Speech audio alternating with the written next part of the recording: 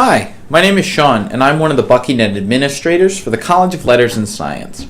Today we're going to be talking about how to set up your Buckynet account. So one of the first things you'll do is send us your information at careers.ls.wis.edu. And afterwards, we will verify your information and send you back an email that looks much like this one. So what you'll need to do is first read the email. It's going to have some tips and tricks on how to use Buckynet.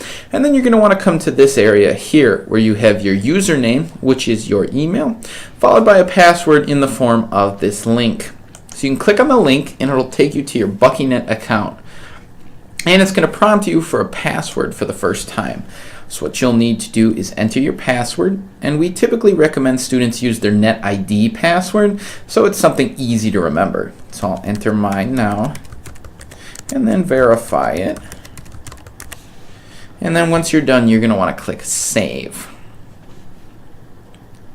So after that, you'll have your Buckynet profile, and you're going to need to come down here on the left-hand side to My Account and click Personal. You're going to have to enter a little bit more information before you can search for jobs.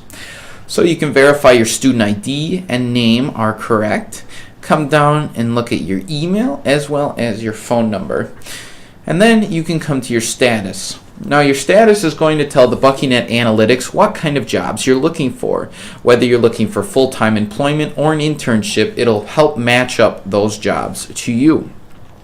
Going down even further, you can enter your address if you would like, as well as your permanent home address.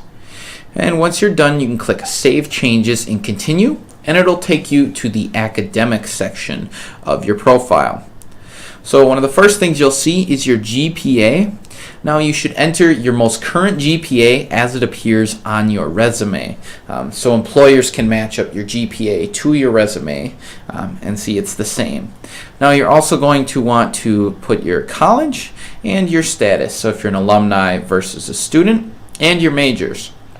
To add majors, you can add by using this button here, and if you decide to drop a major in the future, you can delete it by clicking this X. Going down further, you can enter your bachelor's or whatever degree you're seeking, as well as your year in school. Now this information is again helpful for the analytics because it'll match up a job to what you are. So for instance, if you're a junior with a German major and a company is looking for German majors who are juniors for an internship, the analytics will match you up that way. So you'll be able to most qualify for a job. So it is important to fill out as much of the information as completely as possible. Now if you come down here to your resume release authorization, this is asking where you want your resume to go. For instance, you can select any of the options in this list. You can select multiple. So depending on if you want your resume to go to search firms, to employment agencies, etc. So this is just asking how far you want your resume distributed. And this choice is entirely up to you. Moving on further, you can look at work authorization as well as language proficiency. Again, this is optional, but it will help the analytics better match a job to you. So the more you fill it out, the better off you are. And lastly, we have geographic preferences, which again follows the same premise. Now once you're done with this, you can click Save Changes and Continue, and it'll take you to one last page. Now on this page, it's going to ask you for your consent to the Buckynet rules of the road. Now you can take a look and read those over, but it's certifying that you're going to agree and abide by the rules outlined in Buckynet. Lastly, we're going to have some notification settings. So if you select yes to email and text notifications, you'll receive information about upcoming jobs, interviews, information sessions, and career fairs. And that option is entirely up to you. Additionally, the option to include your resume in a resume book is also present here. What that option entails is you have the option to, again, submit your resume, and this is a tool that employers have to search for students. So based on what you put in your academic profile, you will be able to, employers will be able to see what's in your academic profile, and then they'll be able to read your resume if you fit the qualifications they desire. So this is just another way to get your resume out there.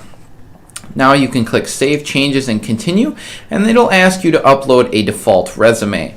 What a default resume is that's the resume that goes in the resume books for prospective employers. So when you apply to a job, you can submit a different resume or you can submit the default resume. But the default resume will always be the resume in the resume books.